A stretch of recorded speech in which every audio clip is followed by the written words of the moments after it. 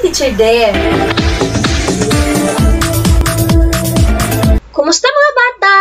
Ang atong tun-an karon bahin sa pag-ila sa mga butang nga gikinahanglan sa lawas o ang mga pamaagi kung unsaon pag-atiman niini. Mao kini ang mga butang nga gikinahanglan sa lawas: tubig ug sabon gamit para pagkaligo.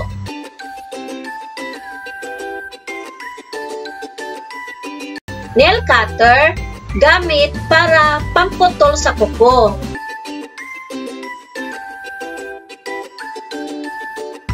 Cotton buds gamit para paglimpyo sa dalunggan.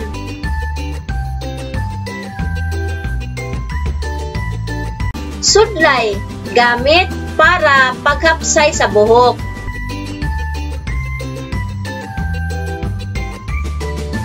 Toothbrush o toothpaste gamit sa paglimpyo sa ngipon.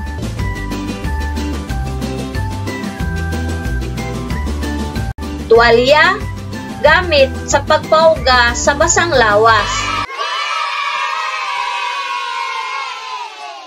Mao kini ang mga pamaagi sa pag-atiman sa lawas. Pag-toothbrush para sa paglimpyo sa ngipon matag adlaw.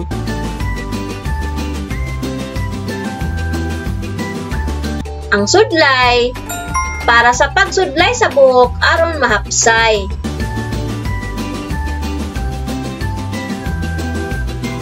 Ang cotton buds paglimpyo sa dalunggan.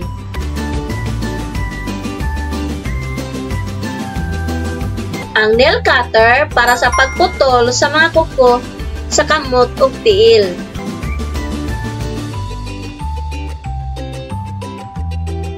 Pagkatulog sa insakto nga oras.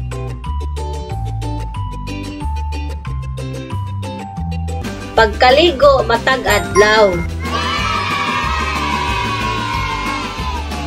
Ug karon mga mama, ipangutana sa bata, ug unsa nga butang ang gamiton sa paglimpyo sa atong lawas?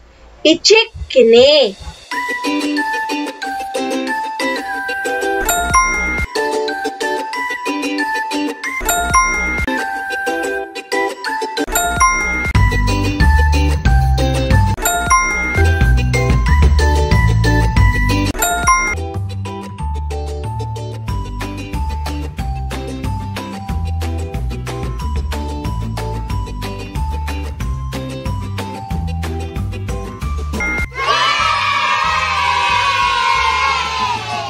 Sunod, ipares ang bahin sa lawas sa saktong gamit nga panglimpyo niini.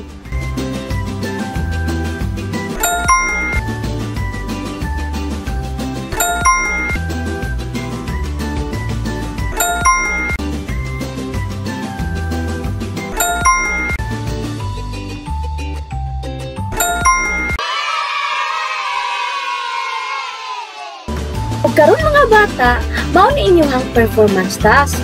Tabangan mo bisan kinsa inyong kauban sa balay.